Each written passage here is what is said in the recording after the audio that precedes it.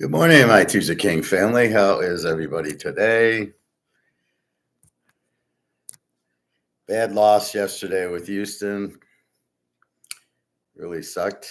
Very surprising.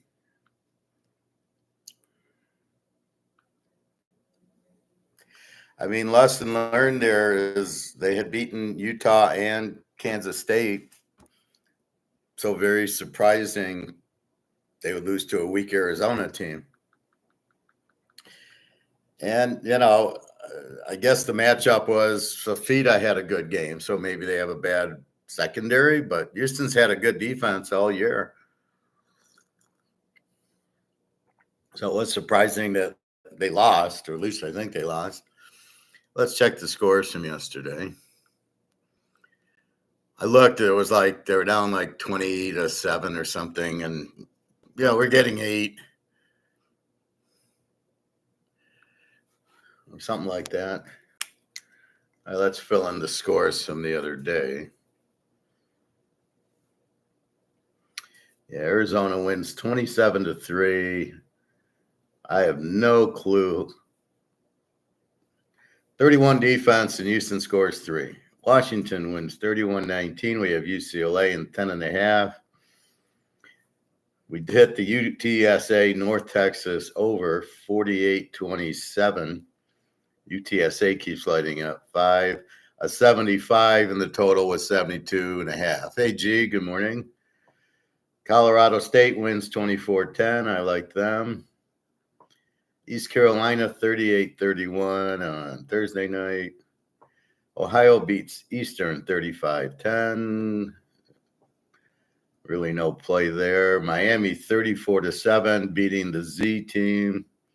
Did they cover? Well, they were laying 30.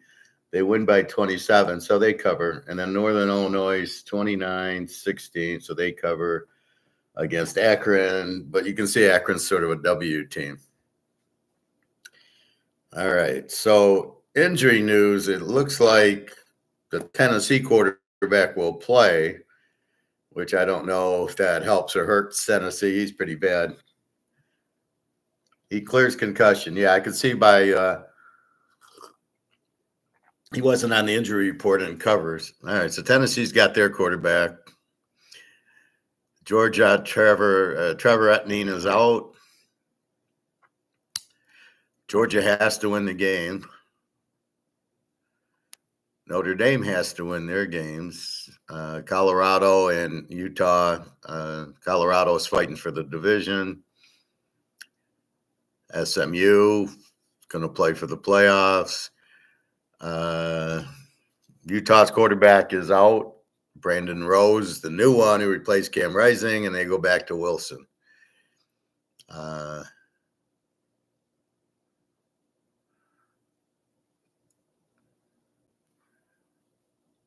See, it says college football playoff parity is about to bring chaos. It's not parity. You have good teams because of this NIL, but it's not parity. Parity would mean that Akron's a good team and UMass and Kent. You wouldn't have these Z teams. It's not parity.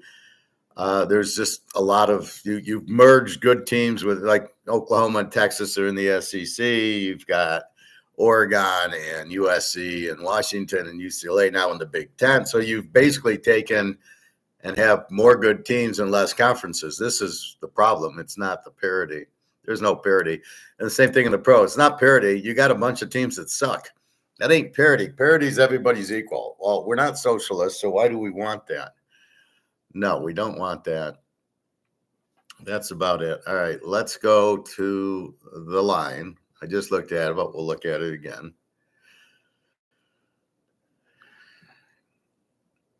All right, first let's go through the, okay. Let's go through the Z teams today. Let's make it simple. UMass, Liberty, UMass is a Z team. Liberty is a B team.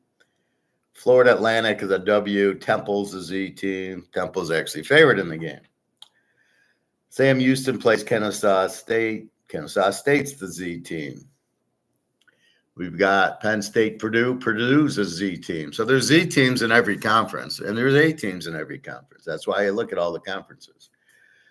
Oregon State Air Force. Air Force is a Z team, although they got a little better switching quarterbacks, so we'll see.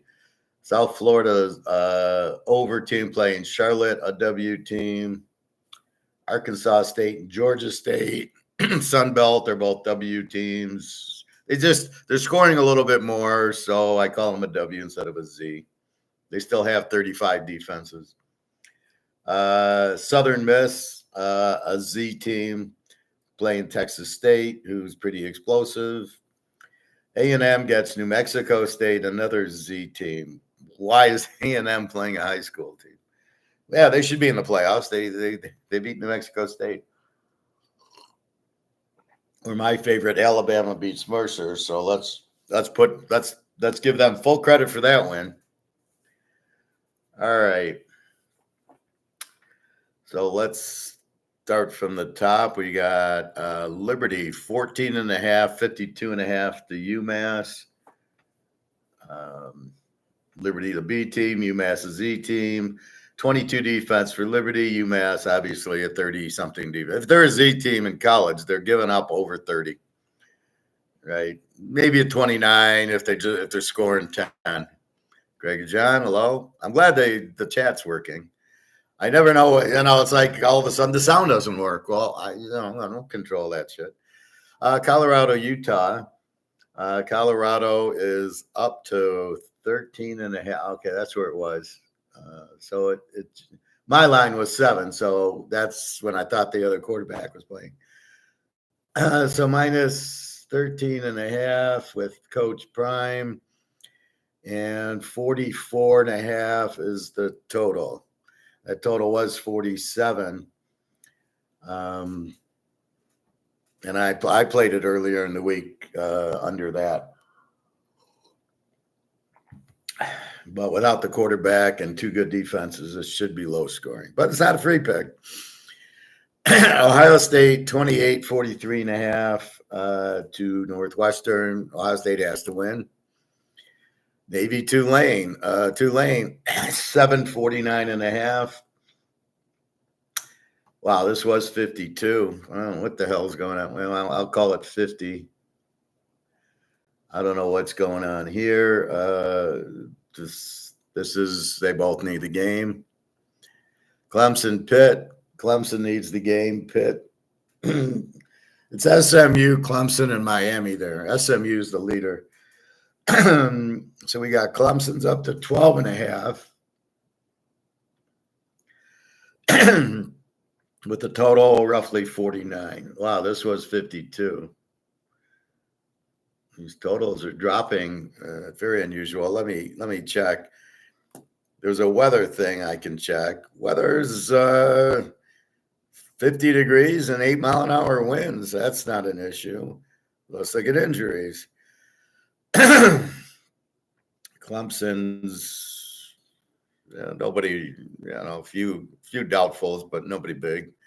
Pitt's quarterback's out. Doubtful with the head. Okay, that's new. All right, so Pitt's quarterback's out. I'm glad I didn't play that game over. Now we understand. See, when the line moves, there's an injury 99 times out of 100, or it's a hurricane. And since this line moved up, I knew there was a problem. Pitt's quarterback's out.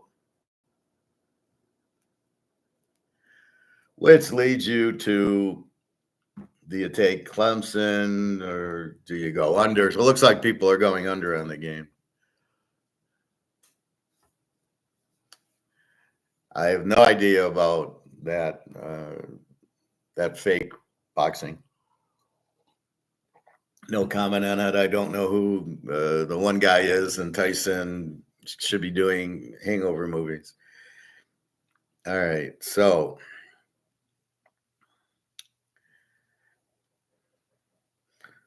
anyway, I don't know. We don't know Pitt's backup quarterback is the problem, so you can't just say, I'll take Clemson. They're not playing very well. So you leave the game alone. People going under, you get burned just playing without knowing. So we'll watch. Western Kentucky, 11.5, 52.5. Western Kentucky needs the game. Against LTech. LTech is out of the race, but Western Kentucky is there. Texas, 13.5, 58 to Arkansas. This was 12, 14. No, I got 13. It's all over the place. Keeps moving. These analytics is such bullshit. They're never right. They move the line to get a better line. I don't know. The whole thing's stupid to me. Just make your pick. Know what you're doing. It doesn't matter. All right, Texas. So 13.5, 57 at the Arkansas. Texas is an 18, 12 defense, and Arkansas is an over with a 26. I have no idea. No, you just don't know what kind of game you're getting. Auburn, 24.5, 46. This is meaningless. Lou Monroe. Yeah, on E team with the 26 defense, Auburn and under with the 19. So, yeah. Marshall, Coastal Carolina. Marshall, 8.5,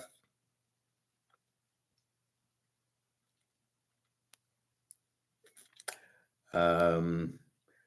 Marshall does need the game for their conference, to win their conference. Coastal Carolina's out of it. Coastal Carolina, an over team with the 31 defense, and Marshall will be with the 23. Now, again, when I give the numbers that Coastal Carolina is the 31 defense, that's their average points they give up. Some games better than others. And you can see, you use it as a guide. Like yesterday, I took Houston because Arizona's got a 31 defense. They scored 3 points. So it doesn't really mean anything. You try to look for the better spot. Now here, Marshall should take advantage of the 31 defense. Houston, I don't know. How do you beat Utah and Kansas State and you get killed by your – this is the problem of betting like they're looking good or the eye test. You got to play each game individually, just like poker. I got pocket aces last hand. I got 2-6 offsuit. I'm folding. You got to play the hands. You got to play the individual game. And sometimes you get caught into, well, they look good these couple of games. Sort of like Houston against Detroit Sunday night. Houston looked good for the half, and then they fell apart.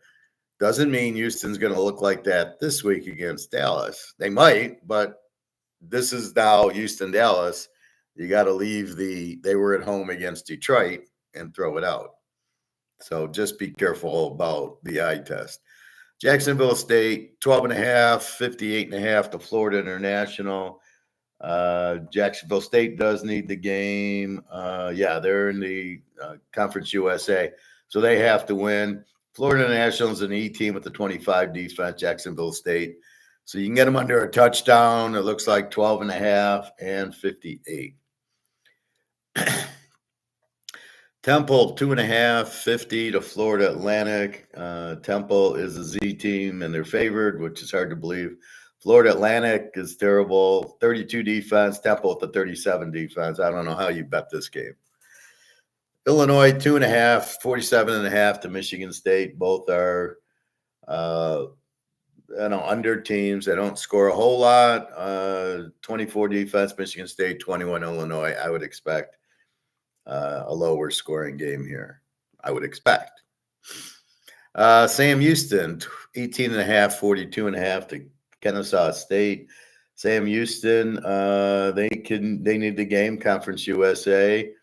They're an under team with a good defense, 20 defense. Kennesaw State's a Z with the 32. It's a big number for Samuel. Well, it's up to 18.5. And 42.5. It's a big number for a Sam Houston, an under team, to get. But since they need the game for the playoff, well, for their conference, not the playoff, but for the conference, they might just they could run it up on Kennesaw State. They're terrible. Cal and Syracuse. Cal is 10, 57.5. Syracuse, they're an over team with a 29 defense. They went to Vegas and won 44-41. Cal is the B team with the 19 defense. They've been playing very good ball. they're at home, and Syracuse has to fly all the way to California. So, it's weird because it becomes if you get there on Thursday to get acclimated, then you need hotels for Friday night and, well, I guess it's Friday night. Well, Thursday night and Friday night. So if you want to do this stupid West Coast, East Coast thing, I would get there on Thursday and at least have Friday to unwind from the jet lag and the time change, and then try to play on Saturday, which you're not going to do. It's a big disadvantage here. So Cal probably gets, beats them pretty good. Hawaii and Utah State. Hawaii 2.5 and 60. Hawaii's an under team with a 23 defense this year. They're not an over team. The quarterback's okay. He's not great. They did beat Fresno State, so you got to respect them. Utah State scores a ton and gives up 42 a game. You got him as a home dog, but I don't know if that means anything. I have a feeling as explosive as Utah State is, I think they're a live home dog. But you got to be careful with Hawaii as the good defense. You hate to play against that. But Hawaii's a little bit better than they've been. BC, SMU 1853.5. SMU must win for the playoff. They're undefeated. No, they lost to BYU. And they're undefeated in conference. And it's Clemson and Miami. So if they beat, let's say, Miami in the conference championship game, they would be in the playoffs with one loss. I don't know why the playoff is so set on how many losses you have instead of the quality of teams you play.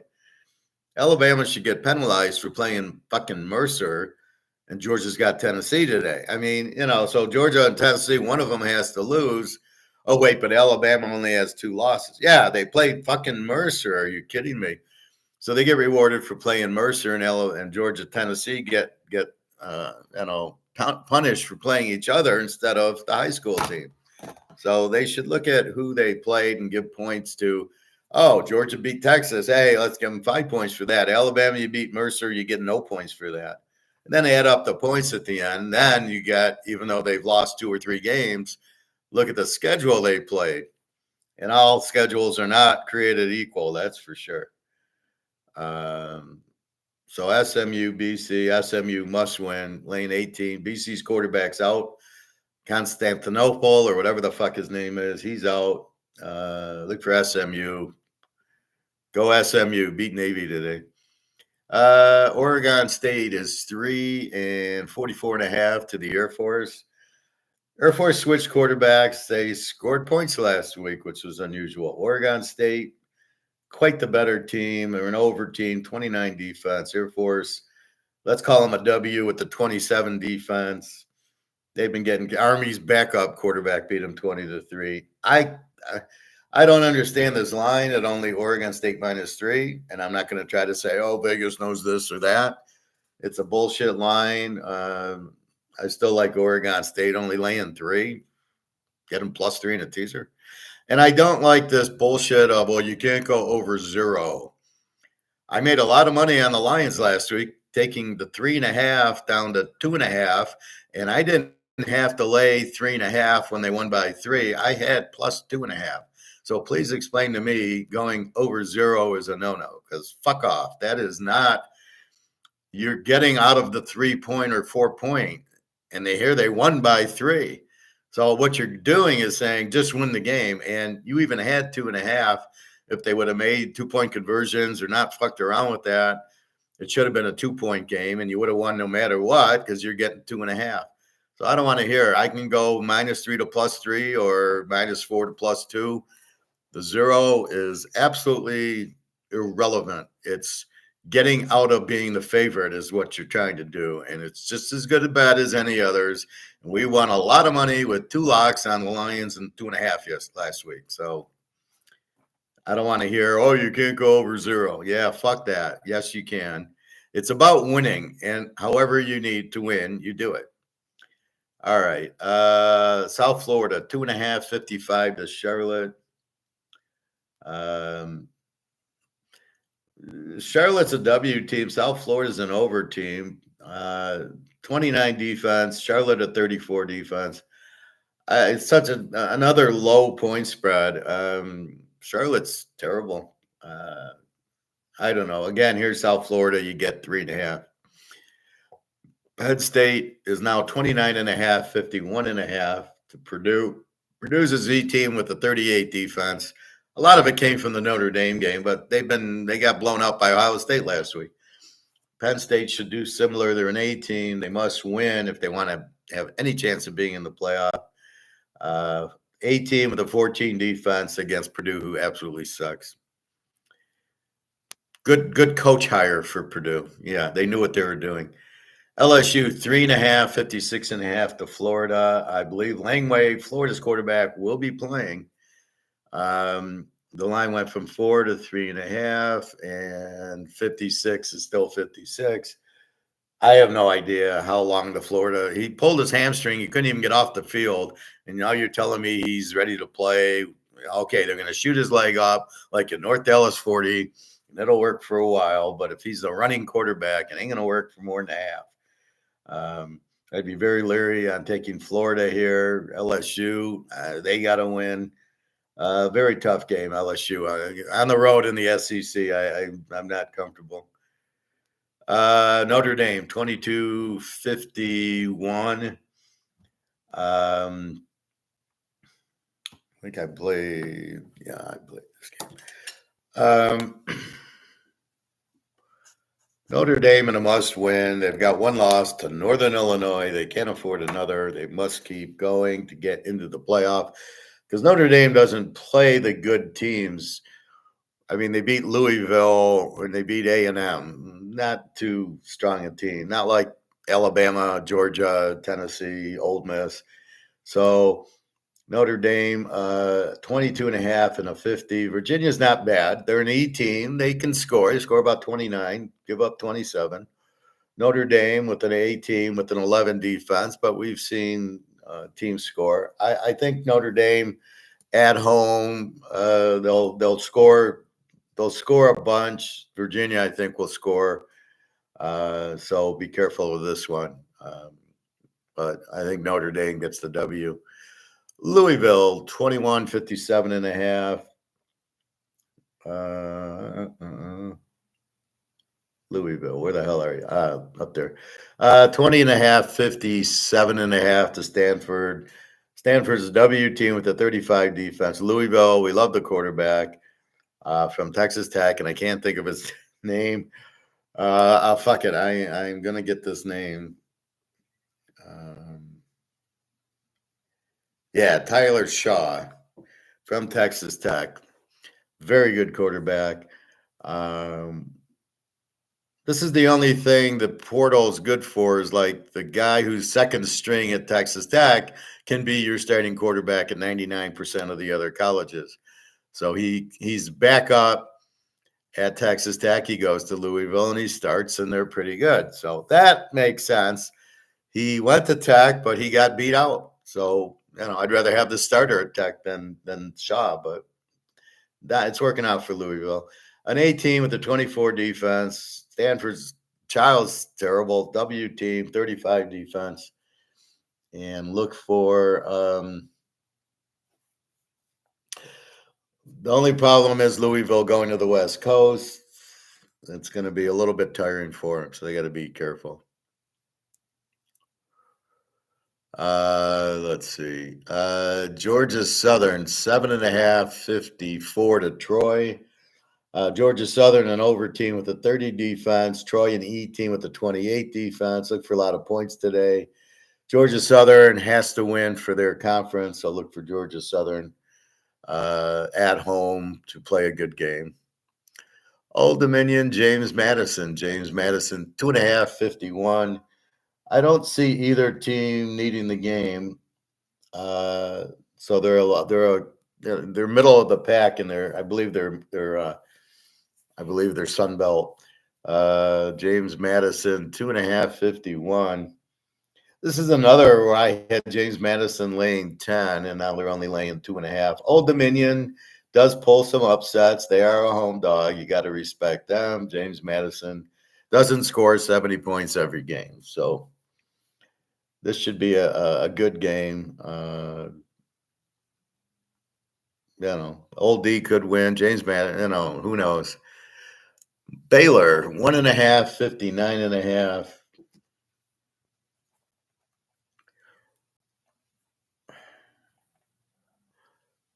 Okay, Baylor is the game's at West Virginia. There's no weather. I checked the weather. And West Virginia's quarterback is back, although their backup wasn't too bad. Baylor, we know, very explosive team. Both overs, both 28 defenses. Look for points. USC 751 to Big Nebraska, and USC switching quarterbacks to Maivia, who they should have been starting the whole year. Nebraska, Raiola's pretty bad, and their defense, UCLA beat them last week. I get confused. UCLA goes to Nebraska, wins, and they get killed by Washington. I'm like, what the hell? That's why I hate these Thursday, Friday night games in college. You're used to playing Saturdays. It fucks up your whole schedule. So I'm done with these Thursday, Friday games. Nebraska, USC. So USC I like with Maivia. No, Nebraska's a 19 defense, but it's at USC, and the horse will run a lot. South Carolina, 13-42 to Missouri. Missouri's a B team with an 18 defense, and South Carolina's a B team with an 18 defense. I don't get it. I think the spread's way too high. Let's see if Brady Cook is playing. I think that's the key. Maybe he's out. Missouri, Brady Cook is questionable with the ankle. And that's really it. The running back's okay. South Carolina, Daria. Daria likes my photos. She keeps reacting to my photos. How many photos did I get? Anyway, so yeah, that's why he's questionable with an ankle. Doesn't mean he's out, but that's as of this morning. Now their backup's okay, good coach, good defense. So I'd be very reluctant to take South Carolina and lay 7 in this game. Very reluctant. But it's hard without Cook to take Missouri. But I think he'll play because he's questionable with an ankle. He'll take the needle. Yeah, off they go. Georgia State 3, 59.5 to Ark State. Up from 2. A lot of money going on Georgia State for some reason. They're both W teams, 34 defenses. Who cares? Maryland, 4.5, 55 to Rutgers. Down from 6. We'll call it 5. And wow, this is up to 55. Holy fuck. This went from 51 to 55. Who the fuck would lock the over in this game? You got to be kidding me. Injuries, well, we're not really going to see anything. Maryland, just a bunch of questionables. Rutgers. I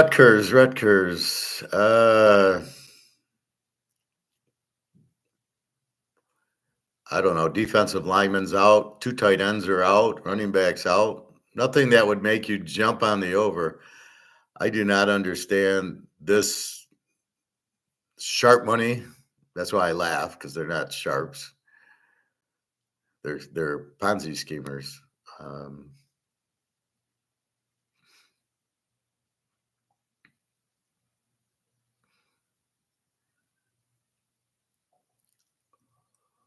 Let's see.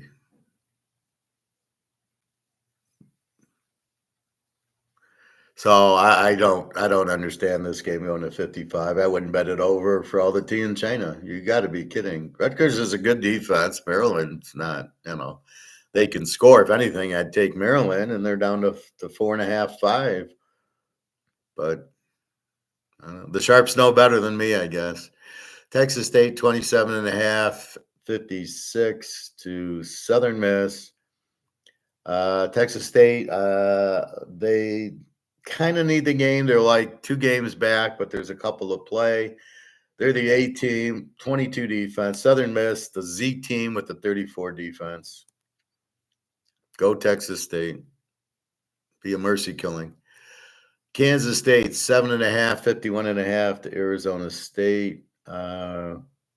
Arizona State, Scadaboo is playing today. He's probable, so I believe that. And K-State, 7.5. No weather to worry about. I don't see a lot of weather anywhere. K-State, 7.5 and 51. 22 defense. Arizona State with the 24. They played Kansas 28-27 just to get a bearing on, scoring wise. ASU, I can't remember. They won the over with them last week. I think they were playing Cincinnati or something.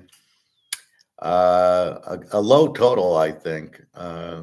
Neither team's really like a 10 defense, so I think they'll be. Kansas State scores on you. They're pretty wide open, and Arizona State with Scadaboo should score. They'll get you those goal line touchdowns.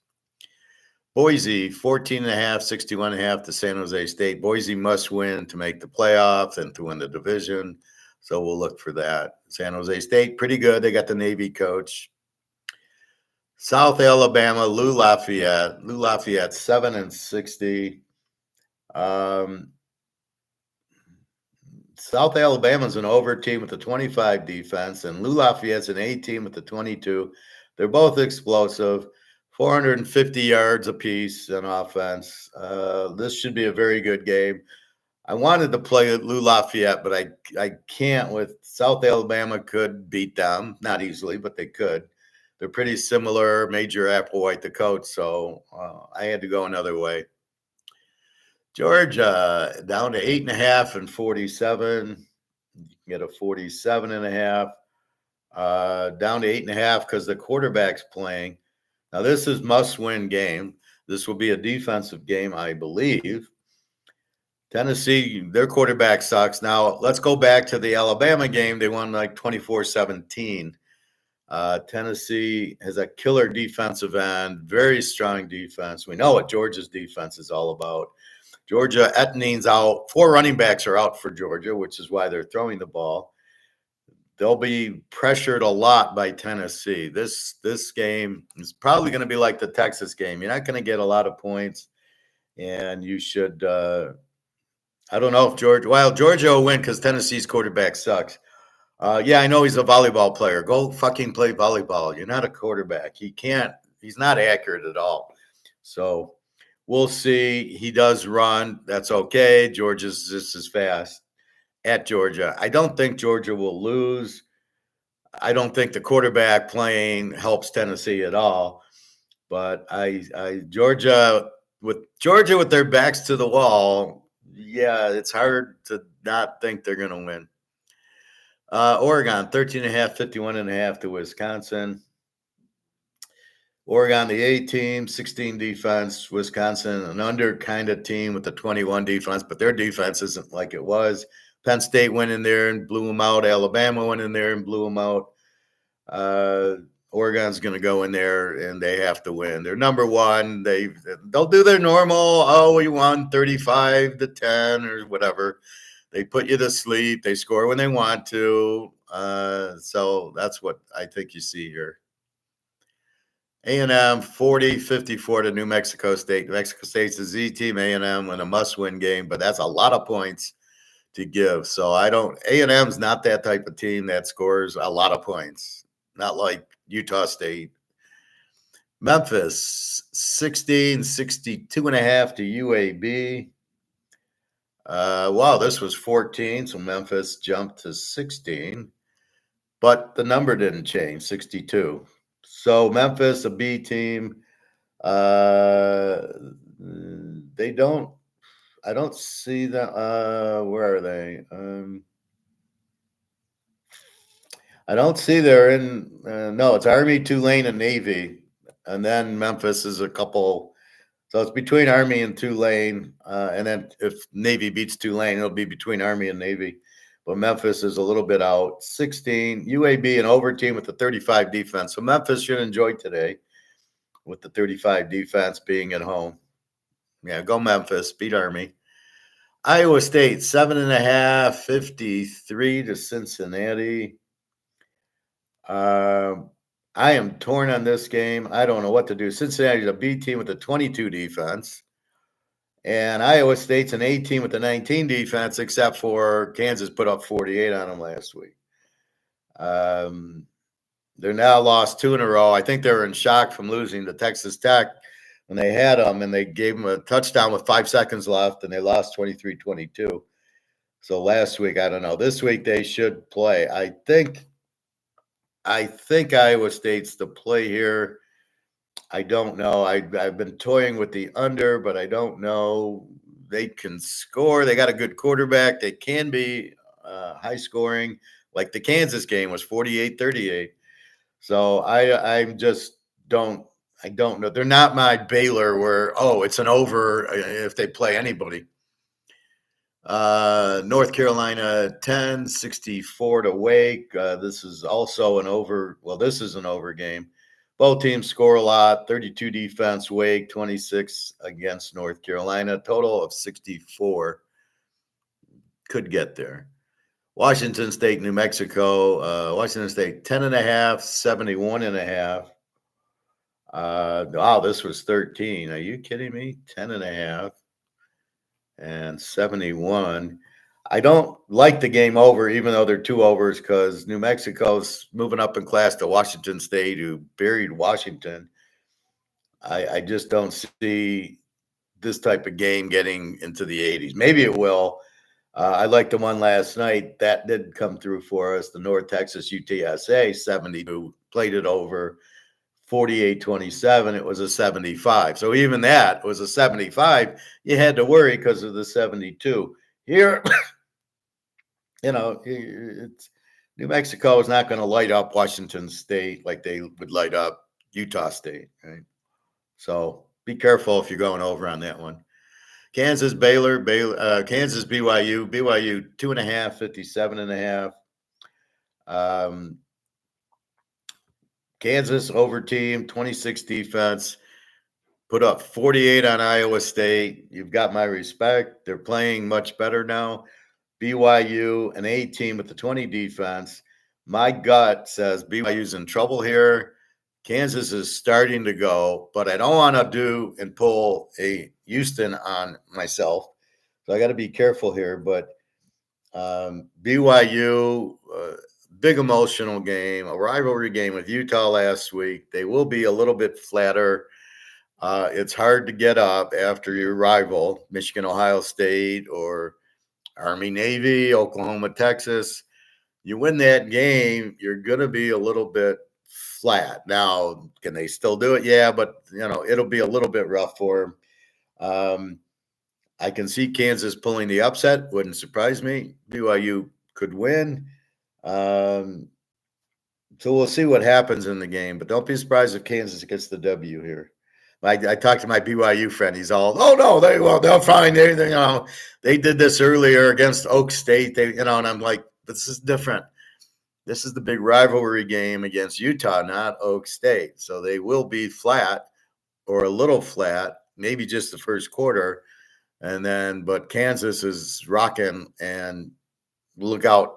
It's not going to be easy for BYU against this Kansas team. And our last game, Vegas, 21.5, 54.5, up from 20. Vegas, they're a little bit out of their race.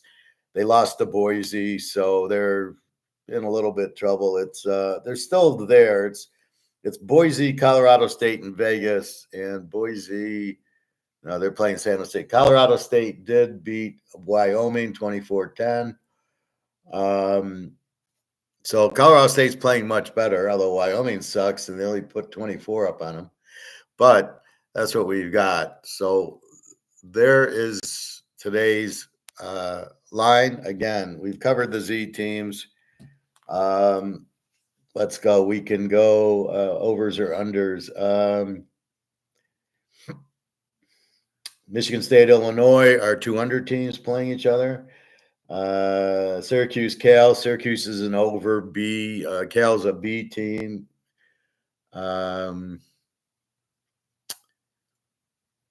Let's see.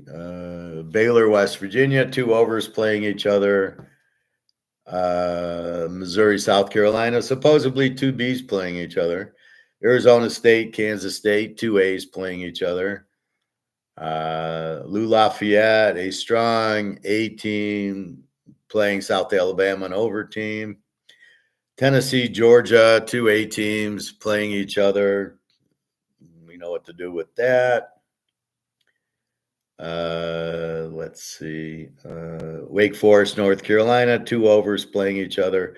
Washington State, New Mexico, two overs playing each other. I only have that one under playing the Michigan State, Illinois.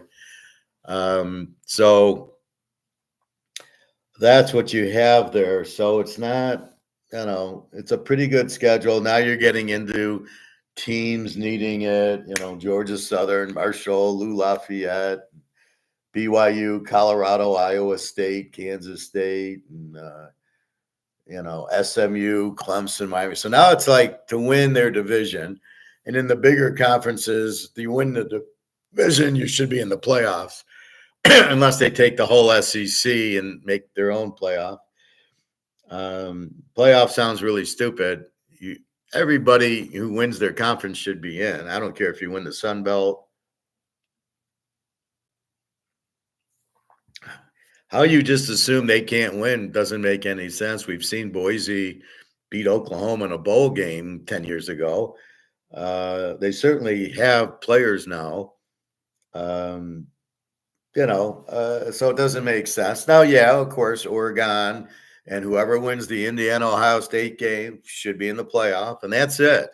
Ohio State, you lose to Oregon, you lose to Indiana, you ain't in the playoffs. You've had your chance. However, if Ohio State beats Indiana, maybe all three go in. I don't see 12 teams. I think it still should be 16 teams. I think you fuck a lot of teams over. Boise, look at Cal. Cal's playing well. BYU could probably win. A team like Vegas certainly could. Iowa State, you're fucking them over. Just because you lose to a good team, Iowa State lost to a good Kansas team, doesn't make Iowa State not a play. You don't have to win every game to be in the playoffs. Look at the pros. I mean, God, Baltimore lost to Cleveland and Oakland. They'll be in the playoffs. So come on. I mean, why the premium on the record, especially with all the hard games? It makes no sense. It's ridiculous. It's sort of like Trump winning the election and the dollar is stronger. No, the dollar is stronger against the euro. The dollar is not stronger. The inflation did not go down just because Trump won. And it's the same thing here. Just because, let's say Tennessee loses to Georgia. Well, they lost at Georgia to a very strong team. So why is Tennessee a good team or not? What is the loss? Somebody's going to lose the game. Well, let's penalize them because now they have 2 losses or 3 losses. So you're not in the playoffs because Georgia, you played Alabama, you played Texas, you played Tennessee, and you played Ole Miss. Let's penalize you because you lost 3 games. Yeah, but look who I played. Nobody else. Texas didn't play that schedule. That's what's so stupid about it. So you're not rewarding the hard schedule. You're just looking at them all even, which is a joke. So the playoffs a joke. The way they come up with it, everybody's in the SEC. You're going to have 8 teams in the SEC in the playoff out of 12. Well, why don't you just make it the SEC playoff? Or let the SEC play a round robin. Very stupid. Anyway, no free plays in college because I've not been winning them, and I don't want people to lose on my free play. However, in the pros, free play, take Detroit over Jacksonville with Mac Jones, and take Kansas City because Mahomes, as a dog, doesn't lose. So that's your free pick for the week is Detroit -7.5, Kansas City +8.5. That is not a lock. That's just the play. I do have a pro lock. I'm looking for a second, and I've had a couple locks in college going. I just added a lock that I got a real good vibe on, so I added that, and that's it. Anybody else wanting to buy? Email me. I can send you the password. You can still buy the class. I did the class last night. There was 2 people. Sometimes people just get the class just to get the password, but I try to do it, and then I just put your email in, and you can watch it anytime. You don't have to actually be there in class. So if I do it at 8:00 on a Friday, and you're out, enjoying yourself or dinner, you don't have to watch it. Then you can simply get home at 11:00 and watch it. It's about a half hour or so. I just go through every games, and here's my picks. Anyway, so that's what's going on. We'll talk pros tomorrow. Now, I did want to share, since it's only 11:00, some Mark McGuire.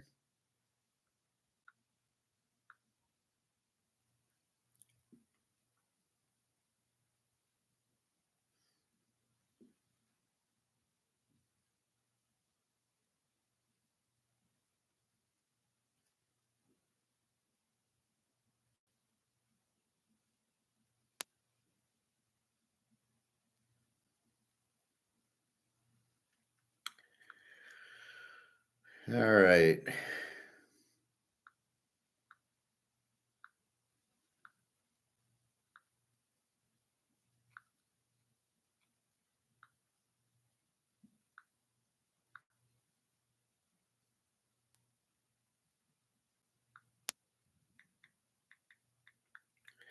So let's go to Mark McGuire.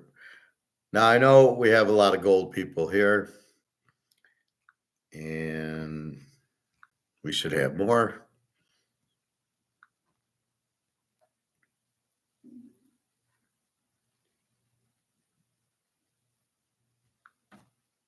To give hope to America after they were trying to ruin us, his first act of God is to give Americans.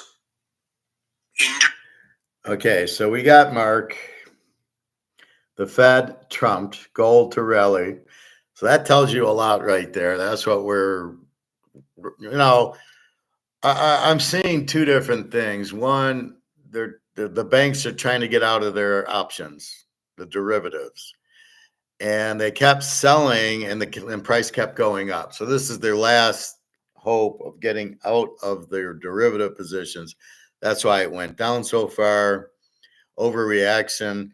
Trump is actually good for gold because he's going to fuck the economy with his tariffs. Tariffs will cause higher prices, more layoffs, unemployment. It happened in 1929. It was called the Great Depression, a Smoot-Hawley Tariff Act, which made food more expensive. So nobody in Europe could buy our food, and our farmers couldn't sell the food. All the farmers went bankrupt, all the banks who loaned the money to the farmers. So what the farmer would do is he'd go to the bank, say, give me whatever, $10,000 back in the 20s. I'm going to plant corn, and then I'm going to sell the corn to different countries. And the bank says, sure, and gives them the loan. And then as you sell your corn, you pay me back. Okay, fine. So the collateral is the corn. But when you do the tariffs, now it makes the corn so expensive, the other countries don't buy it. The farmer can't make sales. The farmer can't pay the banks back. The banks go under. The farmers go under. This is the wonderful thing of tariffs. God knows what this idiot's thinking let's repeat history. I think he's trying to raise taxes, which it won't work because you're going to cause massive unemployment. Less people working, less taxes, less sales, less taxes. It's like trying to make taxes. Well, we'll tax everybody at 90% to get more tax revenue. Nobody will work, or they're all moved to a different country where the tax rate's cheaper. We're mobile people, right? So that's why you can't raise tax rates to 90%. Nobody would work. Just like here, you can't do tariffs. It's terrible. It will cause mass inflation and mass unemployment. Way to go, Trump. So anybody that thinks Trump's a good businessman, I'd like to understand why. What has he done that's been good? He bankrupted his casino, and his dad left him all the buildings. And then he goes, and I'm trying to figure out the same thing with Elon Musk. Why anybody thinks this guy's got any intelligence? He goes and he tries to sell electric cars. There's no demand for that. He's getting government subsidies, so he's building them because the government's helping, not the market. Nobody wants to buy a Musk. And then they dump money into his stock, and he's rich because of his stock. He hasn't done shit. He's produced a car that nobody wants. Yeah, great thinking. So I don't understand what he's doing. Trump is in way over his head. It almost sounds like George Soros and him are in bed now because George Soros would not allow Trump to win, but Trump's sounding different than he did the first time. Be careful what you wish for. Now, I didn't want Harris to get in. She's a communist. I don't want communists running a free country. And by the way, we are a republic, not a democracy. What does that mean? Well, a republic is an individual, right? The individual makes the decisions. That's what Rome started to be. And a democracy is majority rules. Well, nobody's going to tell me what to do. I'm not living in a democracy. I'm living in a republic. That's my preferred choice. So I want to go and buy gold today. I'm going to go buy gold. I want to talk economics and football. I'm going to do what I want. And it is not a democracy. It is not majority rules. That's not what we are. It's not in our Constitution. So when you hear the word democracy, run. It's bullshit. It is not democracy rules. All right. Mark McGuire, interesting show. How Trump election win stirred the market. Gold price chart. Central banks buying the dips. The Fed forced to cover short positions. Gold price chart. Trump trades BIS. How far will the gold and silver sell-off go? Silver price chart and brics. Trump missed opportunities. From what Mark says, brics, Putin, December 1, gold-backed currency. This is what Mark's telling us. So nothing's changed.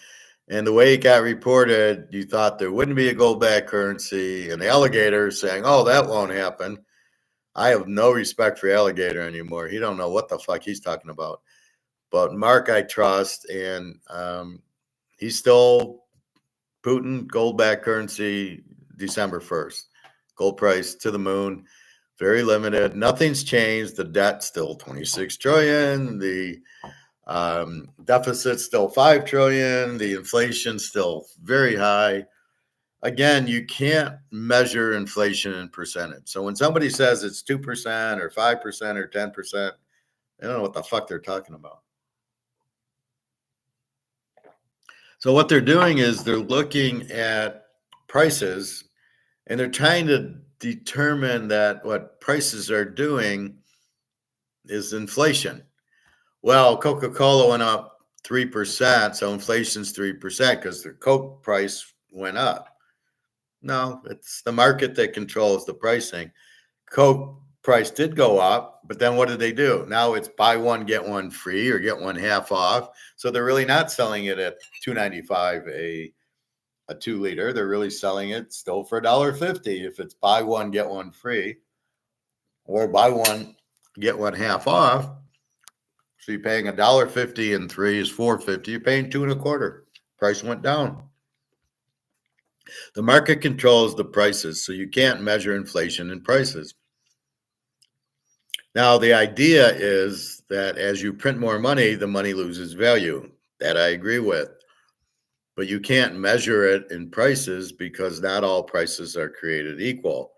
And the house price, did it go up? No, it's going down because there's no market for it. It's like when I went to Toyota, I go get my oil changed. I give the guy some silver, I get free oil changes.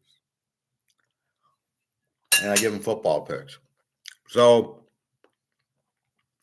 the guy raised it. I bought a Camry for $24,000. Now it's $35,000. I go to the salesman. What are you doing? Well, I can't sell any of the cars at $35,000. I go, that's because your market's not at $35,000. So yes, you're trying to raise your price, but wait, the market won't allow it. The market's still at 25. You're trying to sell it at 35. Guess what? The price went up. Is inflation up? Wait, they got to lower their price. They lowered it to like 27,000. Was that inflation coming down? No. That's the market saying you can't sell it at that. And that's the whole point of it. The market only works on the market. Prices only work on the market, excuse me. So if the market won't allow the price to go up, the price doesn't go up.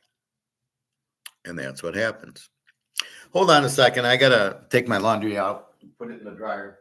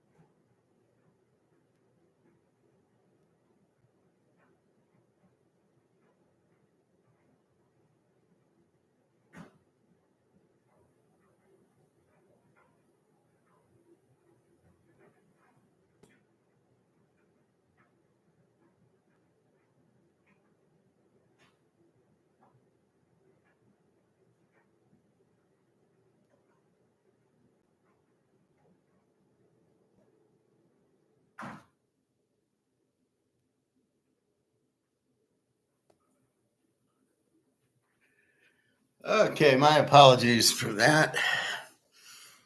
I wanted to get in the dryer, and the reason is I have this purple shirt that I got to wear today for good luck. I had my green one on last night, and we lost with the Houston game. It pissed me off, and then I realized I need the purple shirt. All right, so as I was saying, prices are controlled by the market. In other words, here I sell my picks on a weekly basis for $100. And if the market says that's too much, nobody buys. If they say, oh, that's a good price, then I get a lot of buyers. So you try to figure out the market, but I can't just raise my price to raise it. And that's what, no matter what the inflation is, all the inflation is this is not worth, this is worth less because you printed more. So it's the paper money is controlled by the amount of money. The more money printed, the less the value of the dollar and the euro and the yuan and the yen and the Canadian and the British and the Swiss. They all are printing. They all, because there's two schools of thought. The Keynesians believe you print, they don't see the damage. They're a bunch of morons. The Austrians go, the more you print, the less they're worth. Hence, that's why we say go buy gold. So then Trump comes in. Gold can't be printed. That's why we want it. And it's real money in the Constitution. That's why we want it. That's where I'm going after this. I got paid Thursday. I'm off to buy more gold. I don't care what the price is. Price went down. It's $25.70. Thank you. I just say thank you. Because it's paper price, not physical. So we buy gold because it will keep the value that the dollar won't. So the inflation is really the printing, which makes the value of the dollar worthless. Now, the theory of the prices is, well, it'll take more dollars to buy steaks. So the price of the steak will go up. So we'll measure that so we can see how badly we're printing the dollars to say, oh, geez, look, we can't say how many dollars, so we're going to call it in prices, and we're going to measure it year over year, and we're going to look at the steak price. And if the steak price goes up, then, oh, that's inflationary. Well, what if the market's raising steak prices? What if there's a shortage of cows and the steak price goes up? That's not inflationary. How many locks you have today? I have 2 lock games. Yeah, I had 3. I had Houston in a lock, then they lost, so I locked something else today. But you can still use the other lock there, so you can theoretically have 5 teams in a lock. Just the first lock lost, so we got 2 locks going and a lock going tomorrow. So whatever you want to do, G. So the prices. So they're looking at the price going up on steak as inflationary. Well, not necessarily. Again, if there's a shortage, of cows or something happens, or the demand goes through the roof, then the price goes up. It's not inflationary.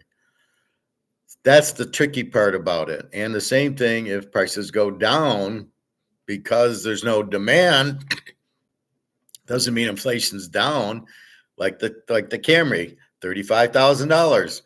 Okay, if the price goes down because nobody wants to buy it, doesn't mean inflation went down. And the price going to 35,000 doesn't mean that's inflation because it didn't stick.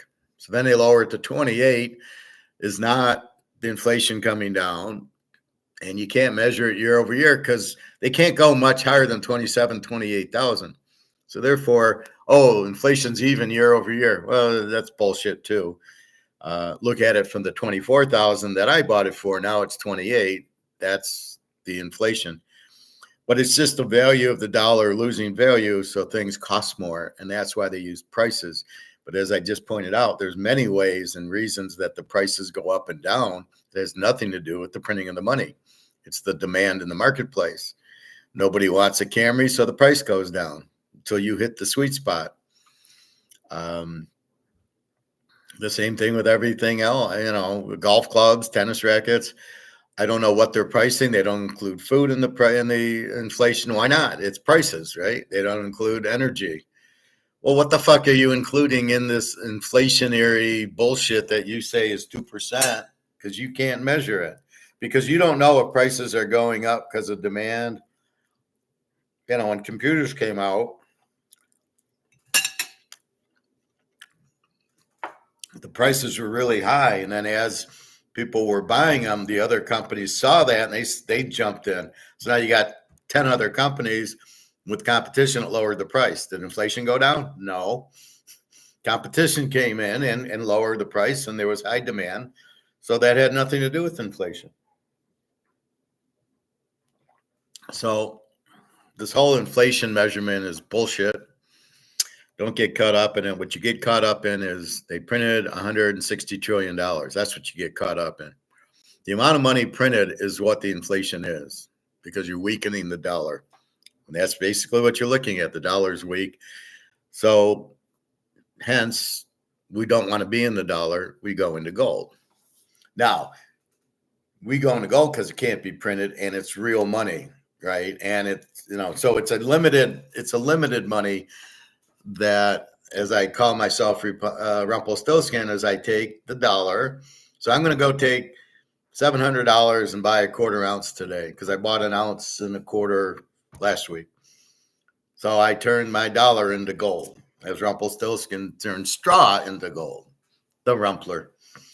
So that's the point. I'm getting out of dollars. See, so when the question's asked, oh my God, do I get out of gold? The price is going down. It's all bullshit. It's all made off because the dollar's still bullshit. There's still 160 trillion printed worldwide. That's all coming back because of the petrodollar, which is no longer the petrodollar. You pissed off brics in Russia and everything else. So all of a sudden, they don't want your dollar anyway. Well, you printed all these dollars, but nobody wants them. That's inflation. You overprinted in. That's like making 1 million 2 liters of Coca-Cola. Nobody wants it. So now they're at the store for 25 cents because I got to sell the inventory. Usually you'll see it in oranges or apples. They'll put them on sale, or like pumpkins, right? It's Halloween. Everybody brings the pumpkin and then it's not selling. All of a sudden it's cut, price is cut in half because nobody wants it. So this is why we go to gold, because you can't print it. That's why it's been around for 5,000 years as money. The corrupt governments don't like it because they can't print. It's controlled. There's only so much gold. Now, what they should do is make the gold worth more. I always wonder why gold's never really had its real value. But again, $25, $35 for gold back in the 50s, 60s, whatever, was really a lot more because the dollar was really worth a lot. Now the dollar's worth nothing, right? This is basically worthless. Egon will say it's lost 99% of its value, 98%. I say it's lost 100 because you see where it's going, right? As I say with the Titanic, the water's coming in. To me, the ship sunk. Even though we're still in the water going down, it's sunk. In a few hours, it'll be at the bottom of the Atlantic. That's how the dollar is. It's gone, and to me, it's worthless. But if I can still buy gold and silver with it, then I'm going to go buy gold and silver with it. As long as I can keep using it, and there will be a time, and I think very soon, you won't be able to use it. Nobody will want it because you keep printing it, and it'll have no value. And when Trump does these tariffs, I think that's the end of the dollar, because they'll just say, fuck it, we'll deal in brics gold-backed currency, which is why Putin's doing it. By the way, he's got 20,000 tons of it, and China's got 60,000. So with all that out there, don't be naive. Think logically, why does China have 60,000 tons and Putin have 20,000 tons of gold? It's not just for the hell of it, right? Because he's going to use it. That's the way to destroy the U.S. is let the dollar compete with gold, and it can't. Nothing can compete with gold because you can't print gold. It's very limited. Do you know gold cannot leave Russia or China?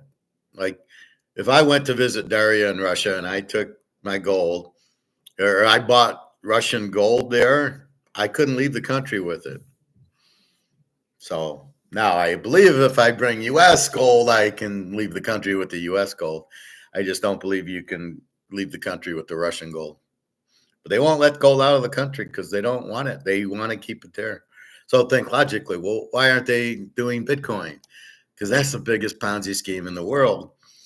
And people are caught up in that because the price goes up. Most people are not smart people. They're not logical. They just follow. Oh, well, if Uncle Pete was in Madoff, I'll go in Madoff. My brother-in-law went into Madoff and he told it to me and I laughed at him. And he's a doctor from New York. Oh, I'm getting 15% on my investment. Now, me coming off my master's going, how the hell are you doing that? Well, it's like strip malls and this and that and the interest rates, and I'm getting a higher return. I said, no, you're not. It's not real. So I didn't buy it. I realized what was going on, and I told him to get out of it. I don't think he did. People are lured by the 15, 20% return. That's what they're lured by. They don't question what is Bitcoin, what is Madoff, what are OneCoin, and all these digital things. They're not real.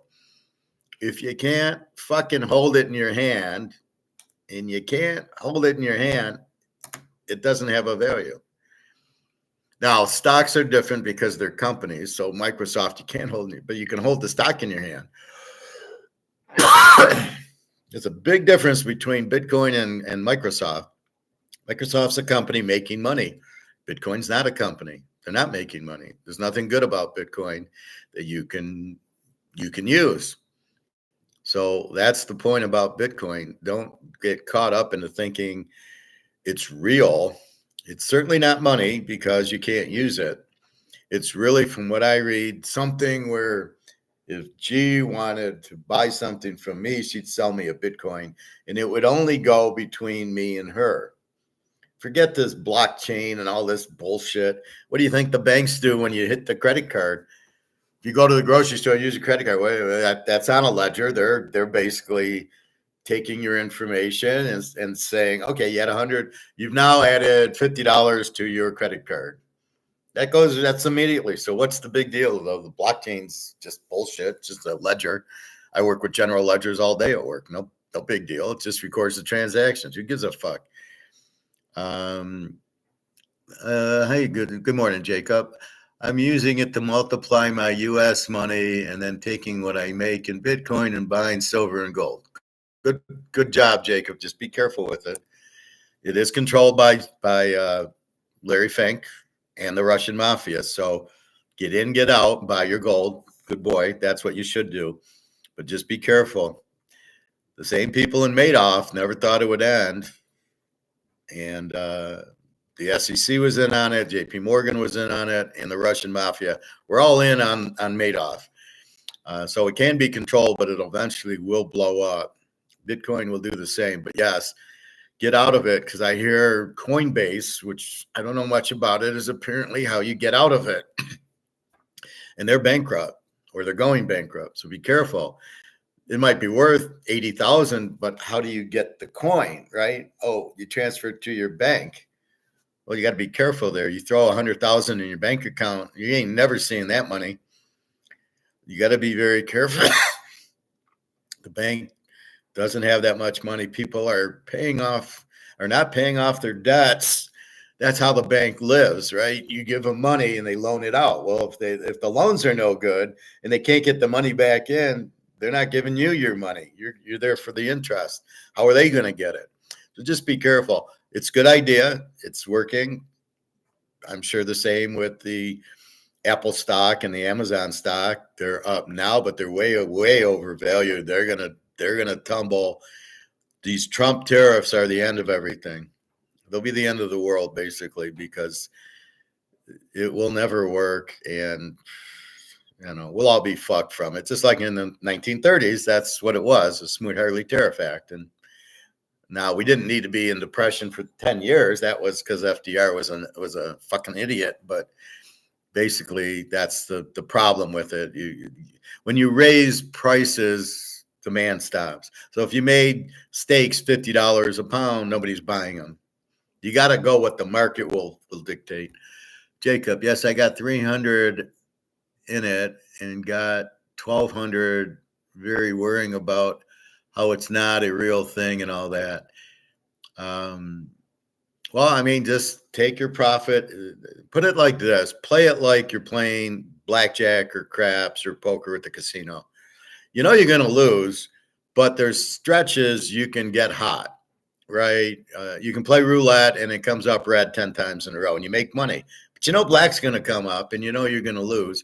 Just like craps, you know the seven's going to come up. And in blackjack, you know the dealer's going to turn over a 21.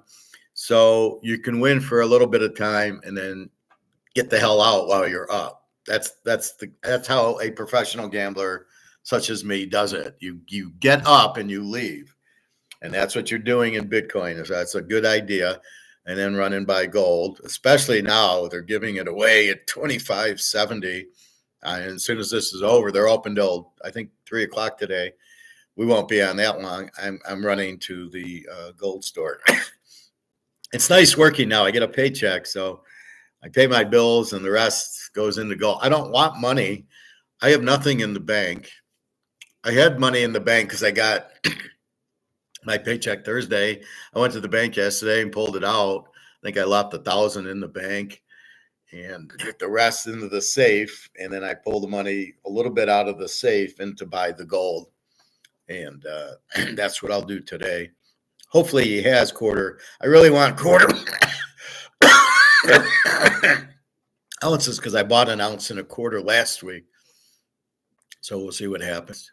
Jacob, what are the best places to buy gold? I go to my store here in Detroit. I can walk in, I can look at it. They know me and just stick to the basics. U.S. Eagles, Maple Leafs, Cougarans, Philharmonics, Austrian Kangaroos. Stick to the minute government. Don't play bullshit. I mean, be careful. eBay. I see a lot of bullshit. Silver. You know, if silver's selling at $40 an ounce and some guy's selling it for 25, is it real? No. I want to buy the 40. So eBay, I'm very reluctant, but I can go to a store.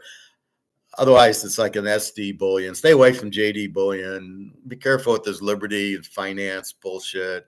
Maybe Andy Scheckman. I haven't checked his prices. Just be careful there.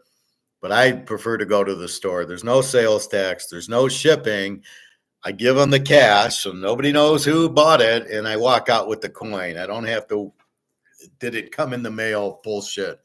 I don't need that added stress. So I go to the store and buy it. You can call the store and they will deliver it to you as an SD bullion, but I can guarantee the store is legitimate, and I've been buying from them for years. I know there's tons of online websites and stuff, but I don't trust those. You can probably, I mean, I can give you the number of this gold store if you want. You could call them up, tell them you're a friend of me. They know me.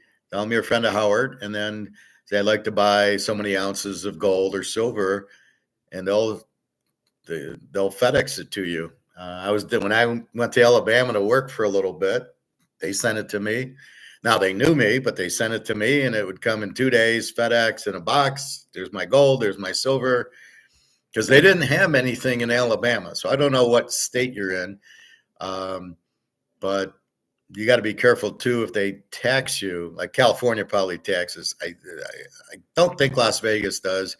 I've heard there's some stores that do, but those are scammers because you shouldn't pay tax on gold. But I can give you that store. Otherwise, SD Bullion, I haven't heard anything bad about them. eBay, you'll see Liberty Coin, SD Bullion, JM Bullion selling it there. So you could probably buy it on eBay, again, from these stores. So yeah, but this should be a store where you're in North Carolina. Is there no gold stores in North Carolina? Taxes plus shipping also risk being lost while sent over. Exactly. There shouldn't be tax. There should not be a sales tax on gold. Gold's money. You shouldn't pay sales tax. So look and see if you have a gold store there or nearby. I know there's nothing in Alabama. What a joke state that was. But otherwise, I can give you the number. You can call my guy here, and it's a store. He owns 3 stores, and just say, "Hey, friend of Howard's, I wanna buy 5 ounces of gold. Here's my, I don't know, debit card, credit card, whatever." Or if you had to send him a personalized check, I'm not sure. I did credit card at the time. It's getting more expensive, so he's probably a little more leery, but he'll ship it right to you. Very good shipping and no tax, because I'm in Michigan and we don't tax the gold and silver. I'm sure there are stores. I just have to look. Okay, go to a store. They should be spot plus 100 for the ounce of gold, and the rest are, and that's for Eagles and Buffaloes. The Maple Leafs and Cougar Rounds should be like spot plus 75. And that's okay. You're going to have to pay more than spot. We know what spot just went down, 25.70. I'm expecting to pay 700 for my quarter Eagle if they have it.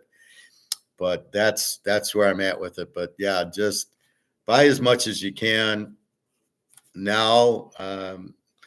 My worry is when Putin decides the gold-backed currency, supposedly December 1st, look out. The price will start to move because people will get. See, right now, we know it, our class, we know what's going on. But most people are idiots and they just walk around, their head in the sand, they're all sheep. So they're on their 401k. I got money in my 401k. I just started this job at Tenaco and I told them I don't want 401k because I'm going to make more money buying ounces of gold, but I need the money. So I don't want 3% of my paycheck going to a stock that's about to crash. Even though they match it, I'm going to make more money. Just let me keep my own money and let me go buy gold with it. I'm going to make a lot more money when the gold goes through the roof than when the stock market crashes. So I don't want anything to do with the 401k. I tell them I just want to buy gold. Leave me alone. Yeah, so just do a Google search, gold stores, and then call them and you say, what's the price of your gold?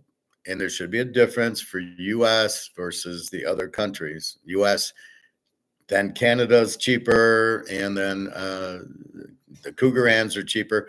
But in our world, we are buying an ounce of gold. So I buy the Maple Leaf because I'm saving money, because at the end of the day, I want an ounce of gold. It doesn't matter. The price of gold is 25.70, not 25.70 US and 25.60 Canadian and 25.50 Cougaran. It's 25.70. So if I can get an ounce of gold cheaper because it's Canadian, fine, thank you. So I always look for Canadians or Cougarans. I buy a lot of them. I do have a lot of US, but like today, I'll buy the quarter ounce. Now, I went and bought some 1/10 of an ounces with my ounce last week, and he had the Maple Leaf and the Eagle at the same price. So I bought the Eagle. If they're the same price, I'd buy the US. But if it's a $20 difference, I would buy the Maple Leaf. Again, we're buying gold. It doesn't matter what fucking country's on it. At the end of the day, when the dollar blows up, your only answer is gold and silver. And it'll be very expensive and it's very limited. And when you got all these people from all these countries realizing they've all been made off and they only can go into gold and silver, the demand is going to, there's this much, there's this much supply, there's, well, like Mahomes, there's only 50. However, there's 5,000 people wanting the card. What do you think the price is going to do? So that's why we want limited things. You always want limited things with high demand. Rolexes, Mantle cards, Tom Brady cards, Willie Mays, old Willie Mays, Hank Aaron, Pete Rose now. They're limited and in high demand, especially PSA 9s. If you can ever find a 10, you're a millionaire.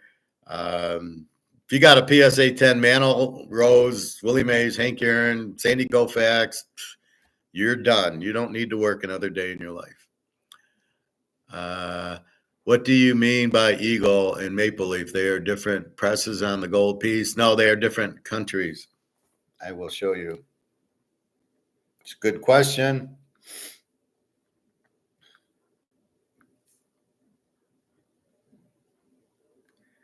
So let's go to eBay, which is our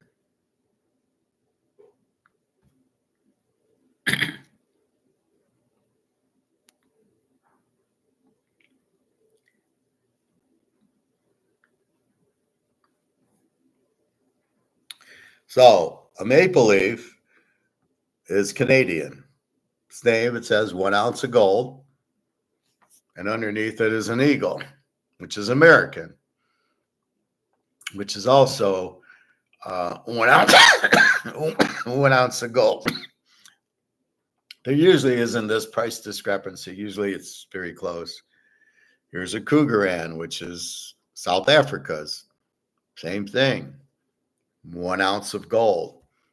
We're buying the ounce of gold, but why pay more for the eagle when we can buy the maple leaf for the Cougaran? So there's different countries, and then there's different sizes, weights. So that was 1 ounce.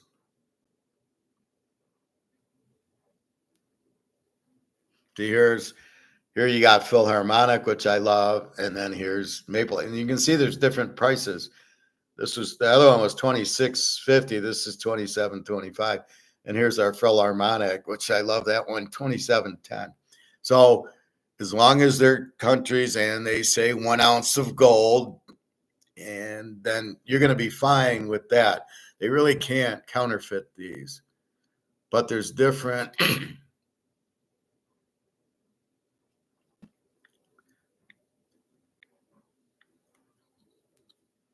so then there's half ounce. So it's 1 ounce, a half ounce. So we can see the eagle is $13.38. The maple leaf is $13.55. This is out of stock. That's why it's lower. So usually the US is 14 and the maple leaf 13.50. But what the point is, there's 1 ounce, there's half ounce, and then there's quarter ounce. This is what I'm going to buy today because I just spent it on the ounce. But you can see there's maple leaf, there's the Australian kangaroo, and then there's the Cougaran and the US dollar, and they're similarly priced. So anything minted by the country is fine. Now, if you're not sure and you want to make sure, you take it to the guy at the store and you go, can you run the test on it? And he'll put it in a machine and he'll say, yep, it's good. The other test is you get a magnet. And if you put a magnet to the gold, to this, you put a magnet to this, it won't stick. It's real. However, if the coin goes on the magnet and sticks, it's counterfeit. So if you're ever going to buy the girlfriend or the wife jewelry and you think you're buying her gold, take the magnet to the store. If it sticks, it's fake. If it doesn't stick, it's real because gold will not stick to a magnet. So those are your different things. So there's different countries, but as long as it's a maple leaf, a Cougaran, an eagle, there's also a buffalo, which is US. As long as there's those, and it says 1 ounce of gold on it, $9.99, you're fine. It doesn't matter what year.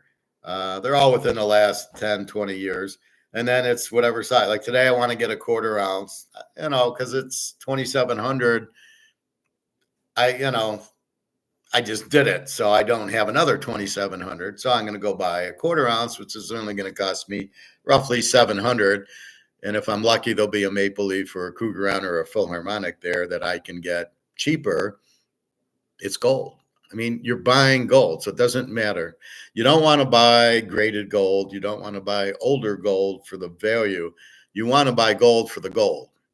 So I don't want to buy a 1905 double eagle because it's rare and it's going to cost me $5,000. No. I just want to buy gold. So I'll take today. I don't care. Give me a quarter ounce, half ounce, whatever it is.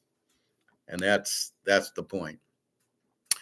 So different countries have better prices than, say, US will probably always be more expensive. Well, I don't know if it'll always be more. It's because we're in the US, people maybe trust or want the U.S. Maybe there's tax reasons, I don't know. So people will want the U.S. because we're in the U.S. For in Canada, maybe they'd want the Canadian more. I don't know. But there's no difference in value of an ounce of gold to an ounce of gold to an ounce of gold. It's all spot at 25.70. That's what it's worth. Depending, it doesn't matter what it is. Now they'll try to, maybe when you sell it back, take 5% off because it's a maple leaf for that. But on the same token, you're paying 5% less. So it's a wash. Then you're going to pay a premium because that's how the dealer makes money. He takes it in, pays you spot, and sells it for 100 over. So he makes his $100. Keep him happy. We don't care because we bought a lot at 1,800. It'll go back to 3,000, and off we go. So the more gold you had, the more money you make. I thankfully got gifted 2 1924-22 silver dollars. I'm going to hold on to those for a long time.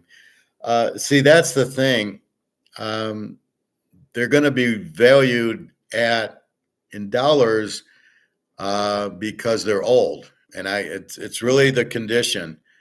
So what is the condition of 1924, 1922? Are they mint? Are they MS 70, 69, 68?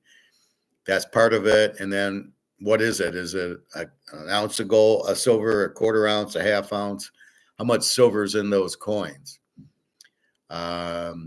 So yeah, I mean, I just go and buy the Eagles now for $32.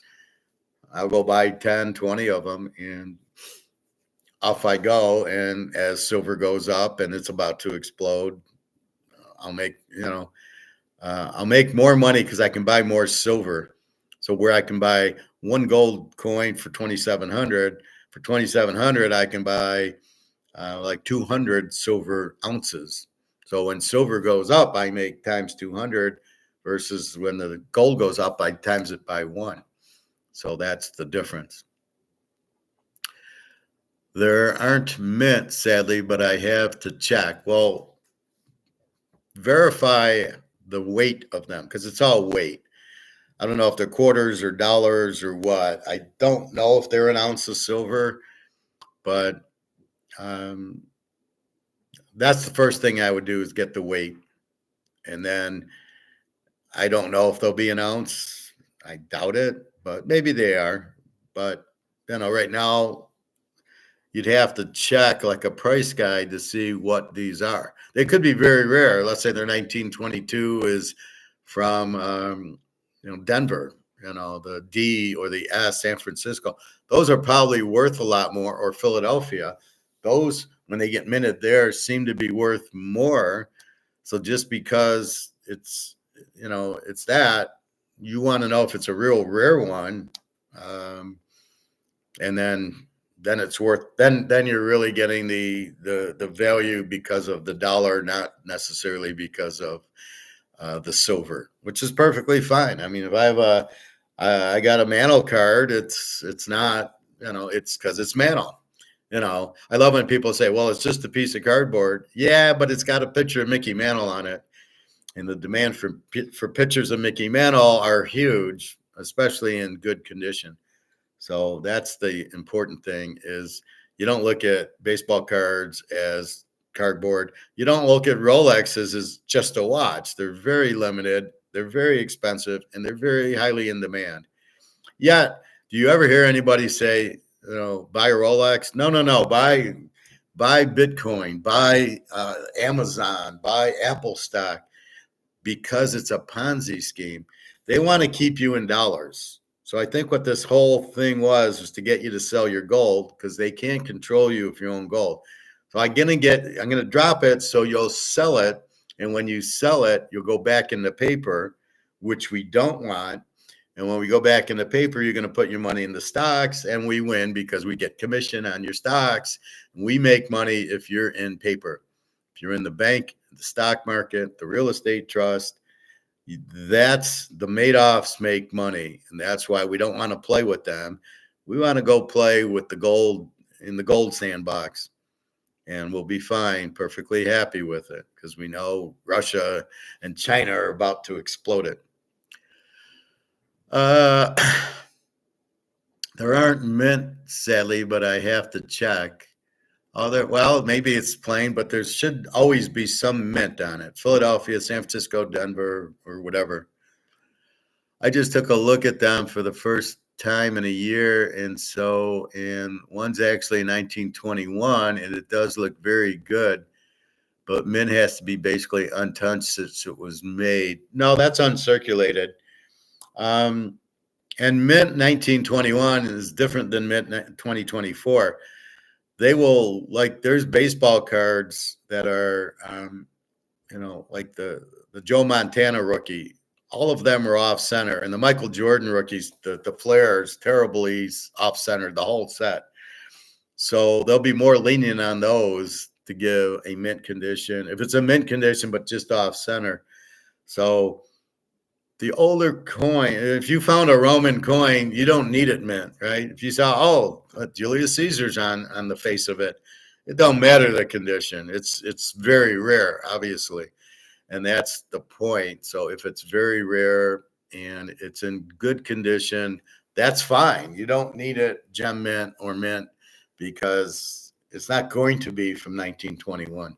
So check that out. It says it is 1 ounce of 999 silver. You got to check the condition of the silver, but that's good if it's 1 ounce. But silver now is $30. But because it's 1921, it's probably worth a little bit more. Maybe check a price guide. There's coin price guides and see what it's going for, and then try to guess the condition. I mean, there's not going to be any gem mint or mint 1921s. I doubt. Nobody in 1921s putting it in a hard plastic like I do these and keeping it pristine. I do this. This card will never see air. It'll be fine. So how many of them are there? So is it limited? And then if it's limited, it doesn't matter the condition. And if there's only 20 of them left, you're a rich man. So you gotta understand the supply demand. How many, what's the supply? Which will trigger the demand. People will want it if it's short supply. It did say 900 purity. Well, that's probably good. Like now it's 999, but they probably didn't have 999 back in 1921. So that's probably a good silver. Do you know how to get coins checked out to see if they're worth anything? I can go to my coin store. My store I go to is a jewelry store and a coin store. So I go there and he can check it out. You might look on eBay. There's price guides. If you go to the library or Borders Books or something, they should have price guides. And you don't even have to buy it. Just, what do I got? 1921 Silver Liberty. It doesn't have a minute, or maybe it does. You just don't see it. And check out the prices. But there is price guides for it. Just like baseball cards. I mean, there's price guides. I can go on eBay and check this price out, or a Beckett price guide or something like that. I'm only 21, so hopefully when I'm a lot older, they'll be very rare. Well, they're probably very rare now. It doesn't matter your age because it's a 1921 silver. It's 100 years old. So I don't think in 20 years it's going to be any more limited than it is now. How many are there? So it's quantity. How many were produced? And then if yours in good condition, how many are there in good condition? This is why the Jordan's 500,000 for his rookie card. It's a bitch getting a PSA 10 Jordan 86 flare because they are not centered well. So it's very hard to get a good centered card. That, just like the Montana and Rice, is what drives the value, because to get a 10 and to get it centered is very rare. Not a lot. So that's what you have to understand. But yeah, I mean, the age, your age doesn't matter. So if I'm you, I'm buying silver at $30 and then some gold, maybe quarter ounces. You can afford a half ounce. You can afford an ounce, but just even if you buy 1/10 of an ounce or quarter of an ounce, it adds up, and it's gold.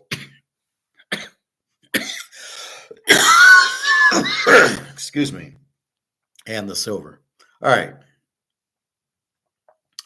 So let's play the Mark McGuire. How Trump's election win stirred the market. So let's play this, and just to get his take, because we're all looking at Trump winning and all of a sudden gold goes down. And the way he explains it is because the dollar went up. But the dollar goes up against the other currencies, the euro, the pound, the maple, the Canadian, the Swiss. So they're all heavily inflated. So none of them are worth anything. So for the dollar to go up versus these other currencies it's stupid. It doesn't mean anything. It's not like the dollar got stronger. It got stronger against the other currencies. So let's check out this segment. With the USA Trump election win, it really has thrown the markets into turmoil with speculators. I think they sold gold and silver and they raced headlong into the risk assets, ballooning them to all-time highs. And now the sellers were the non-sticky seed. Let me answer your question. I would still buy gold because gold will go up a lot more. Like you can see gold goes up $100, right, from 2,500 to 2,600, and silver goes from 30 to 32. In the long run, gold wins. Yes, you can buy more silver, but the price isn't going to. It'll move soon, but yeah, not yet. So I would buy some gold. Depends what you have. I would buy some gold, maybe quarter ounces and half ounces, and I would buy some silver. So I'd kind of break it up. So if you have money, I'd go buy, 20 ounces of silver. You buy the little white container I show is, let's say $34 times 20 is 680. So you get 20 ounces, and then I'd go buy a quarter ounce or a half ounce of gold and mix it up that way. I do want to own gold. It is the gold standard. The dollar will be backed by gold. You want to have gold. Silver is cheap, but we're waiting on that to finally start moving, and they're really holding it down. So, but the gold they can't control because all the central banks are buying it. So for now, I would definitely buy gold and some silver. I wouldn't just buy all silver because we're just waiting on that market to start going free market physical. Right now it's paper, it's derivative, it's not real prices. Silver is probably $300-400 an ounce in reality, not in this JP Morgan paper world of bullshit, the Madoff world. So understand that you're buying them much cheaper than they're really worth. So every ounce of silver you buy is $300. You're getting it for 30. Every ounce of gold, probably you're buying. If I bought an ounce today at 27, it'd be like 2670. Is really probably worth 20,000. But we got to get to the physical, which is what our friend Putin is going to do for us. We thank him. I don't knock Putin. I think he's fine. I think he's a good leader. At least you know where you stand with him. He's defending his country. We're not defending our country. We're letting all these criminals in our country. So we got idiots in charge of our country. I'd rather at least have Putin. Now, I don't know if he's crazy, but he doesn't seem crazy. He seems calm. He hasn't nuked anybody. He hasn't tried to go into Europe. He's just peacefully in Russia, getting these 4 cities from Ukraine that are rightfully Russian. Anyway, so I would definitely, buy gold, maybe not ounces if you can't afford it, but at least half ounce, quarter ounce, tenth of an ounce. And then tenth of an ounce are $300. So you can buy those. And then the quarter is 700 maybe. So you can buy those. So go buy those and then some silver. But the gold goes up much, it'll go up 100 while silver goes up, $2, $3. Now it should shoot up later, but it's still being held down and manipulated. And there's a big shortage. The demand for silver is so much higher than the supply. It's a joke, but they keep doing derivatives and nobody will put them in jail. It's illegal what they're doing. But if you're in charge, you can do illegal stuff for a while until Putin and Xi go, no, you can't do that anymore. So we'll see. All right, back to Mark McGuire. TAs that you talk about from time to time will get washed out and get rinsed by the cartel. And in this case, they had loaded up on naked longs. You talk a lot about naked shorts, but naked longs, and you closely track, the paper to physical balance point. Can you share with us what you're seeing into this heavy action here right after the U.S. elections? Yeah, Shane, great to be with everyone. Mark? And thanks for getting the questions together. But yes, to answer, the knee-jerk market reaction, what it does is correctly read the protectionist so-called Trump trade as inflationary. And that's spiking bond yields higher into a rate-cutting Fed, of course, which is obviously an issue. Consequently, it's these risks that have driven a safe haven race into the dollar. Hence, the automated algorithm-driven inverse reaction in COMEX-centric 4% backed fiat gold and silver. So the action we're seeing is in fiat-backed gold and silver.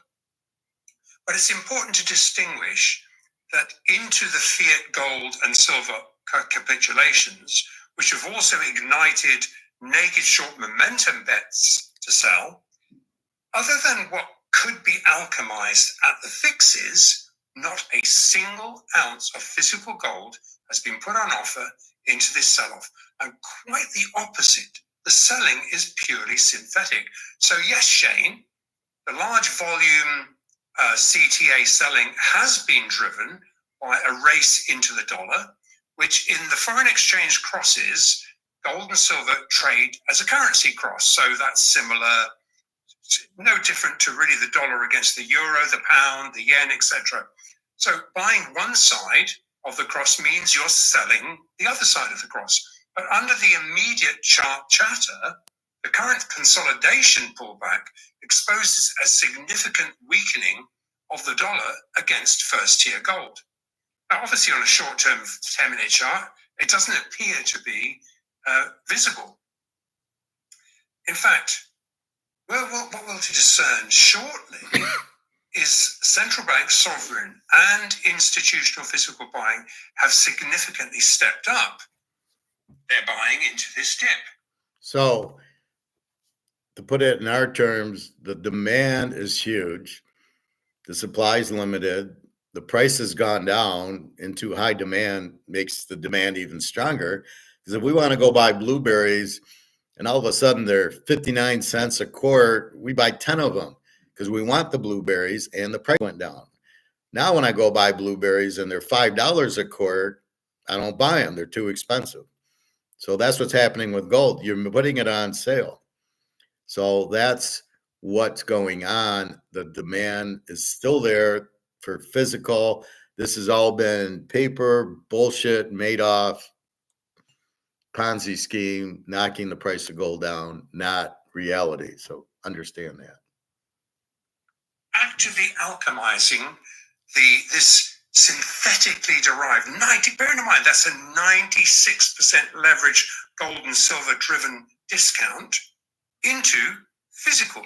And there's no way of escaping these physical delivery demands that spill out of the casino's back door into the Basel III compliant global delivery markets. Now, the underlying T+1 flow, and we've talked about T+1, it simply means that when a COMEX position lands in London, it is then becomes Basel III compliant, and they have 1 day to deliver. So this T+1 flow has yet to be fully funded, like ideal. That means from a 96% leverage position to a fully funded position. And then of course, they have to physically source this bullion at the market price, and then it has to be delivered. Now, the rising dollar, as weighted against the dollar index basket, which comprises of 5 other competing but equally debasing fiat currencies. So, and obviously they are the euro, the Japanese yen, the British pound, Canadian dollar, Swedish krona, and of course the Swiss franc. And it's the dollar rising inside this fiat basket, which actually benchmarks fiat gold. It's important to distinguish fiat gold is not physical gold. And the resulting action. So that's the paper gold, right? Not the physical. Well, the paper gold is all this pricing because of options and derivatives, not because of free market physical gold prices, which is why I keep saying it's worth more. It's because I'm talking physical gold is worth a lot more than this paper option derivative gold, because they're price fixing it down, but in the real world, it's not going down. It would keep going up. So that's why I keep saying it's worth a lot more, and it's coming. And with BRICS, it's going to blow it up, and then we'll see real prices. That's what we're waiting for. Has consequently driven the automated, algo-driven, fiat-centric, strong dollar and tail wagging the dog bearish gold action. So really, that's what we're evidencing now. However, into this automated casino bubble trade, not a single ounce has been put on sale. Quite the reverse. In fact, I was on calls with our liquidity providers this morning. This is Wednesday the 13th. This morning, I was on calls with our liquidity providers directly following Bloomberg's interview with Mark Anderson. He's the UBS co-head of really a 1.6 trillion global asset management fund. He confirmed UBS is buying gold at current levels, also verifying that central banks are selling treasuries to buy safe haven gold. This is more in a testament to what we've been talking about for quite some time. And as we've evidenced into the very similarly driven, automated, momentum-driven May lows, look at that in a minute, it took actually 4 sessions for the momentum, 96% leverage supply, to be overcome by commercials forced to take the long side to meet this T+1 delivery obligation, and it drove $150 short squeeze. So perhaps this is a good place to actually look at the charts. As usual, we're recording this episode between the AM and the PM fix. All right, let's go to the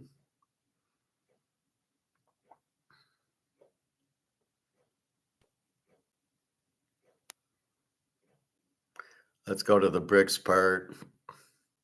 Yes, Shane, as we outlined in our last episode, when it looked likely Trump was going to win, Putin, if you remember, had offered Trump an opportunity to back off US sanctions and move to reverse some of the last administration's dollar weaponization efforts, and outlining, if you remember, the quote, the risk of rushing into BRICS single currency plan. That was definitely an olive branch.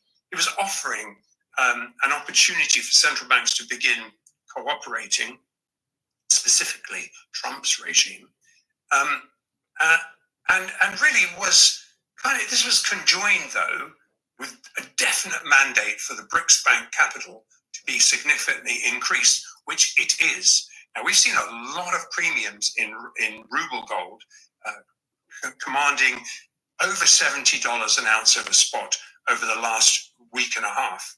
As far as the sanctioned countries are concerned, though, unless the Trump administration changes tack, there's a growing number of BRICS nations see the US government as waging economic war around the world. There's no surprises there. And that is their experience. The Biden administration have seized literally hundreds of billions of dollars of assets from their adversaries and imposed unilateral sanctions. And if we remember, it's mind-boggling, 1/3 all the countries, including 60% of all the low-income nations, have been sanctioned already. Now, obviously, right now, everyone is feeling each other out, watching the cabinet makeup.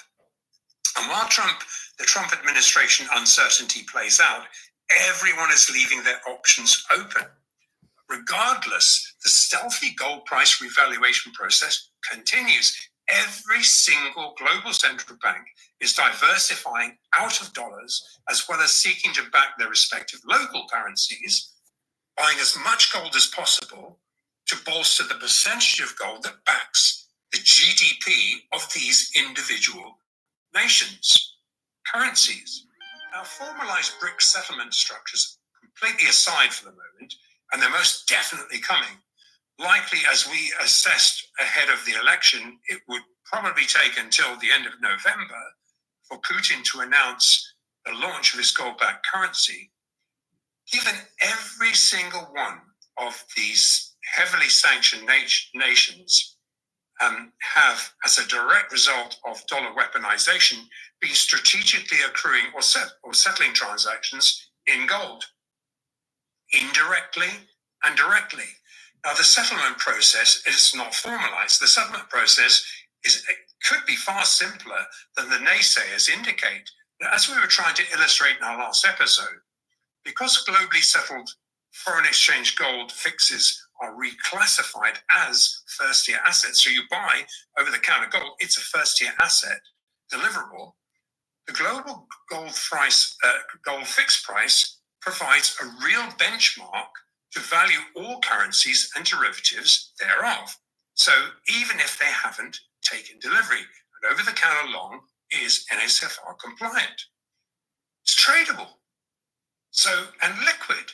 And in the meantime, central banks are accumulating gold, and it's ultimately the percentage of gold that backs a nation's currency that provides the tradable benchmark to value how much of the nation's foreign exchange currency is valued against another nation's currency. And that benchmark then values a commodity trade or a currency swap. So that's what's happening. And it's thanks to the BIS reclassifying gold as a first-tier asset. So what did he say? Putin, at the end of November or by December 1st, is launching his gold-backed currency. So nothing's changed because Trump won, and it's not like Trump's going to sit there and go, you know what, Putin, we'll take the sanctions off, we'll do this, we'll do that. He can't do that because of our debt and everything. So the sanctions stay on, so it leaves Putin no choice but to come out with gold-backed currency so he can buy things that he can't buy with the ruble because the ruble can't work on SWIFT.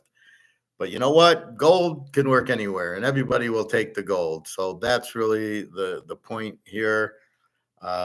Look for the gold to go through the roof with what Putin's doing.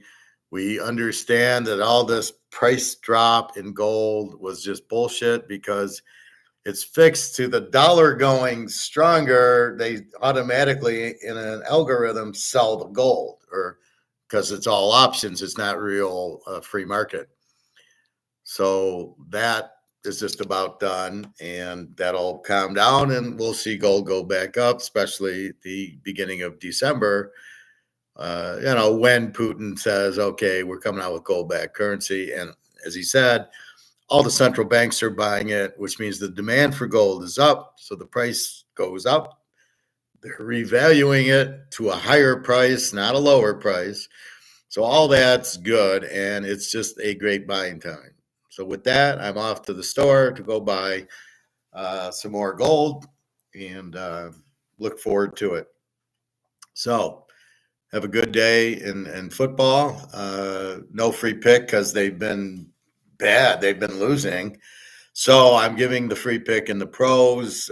Kansas City with Detroit tomorrow is your free pick. But in college, I got 4 locks. I got 5 locks going today, but 1 lock got killed with Houston. So it's Houston with somebody and then 2 other locks. So you basically have 5 locks. Like for G and everything. You're welcome, Jacob. Welcome to the class. And anytime. Mason, Mia. Hi, Mia. You've been here before. Of some problems. Do you want to about it for a while? I don't know. What's your background? You can tell me what you saw and we can look at it, but yeah, because I'm not, I'm a math side person, not a computer person. So please feel free. What would you like to say? Or do you want to email me or, and we can chat that way or on WhatsApp or whatever. So sure.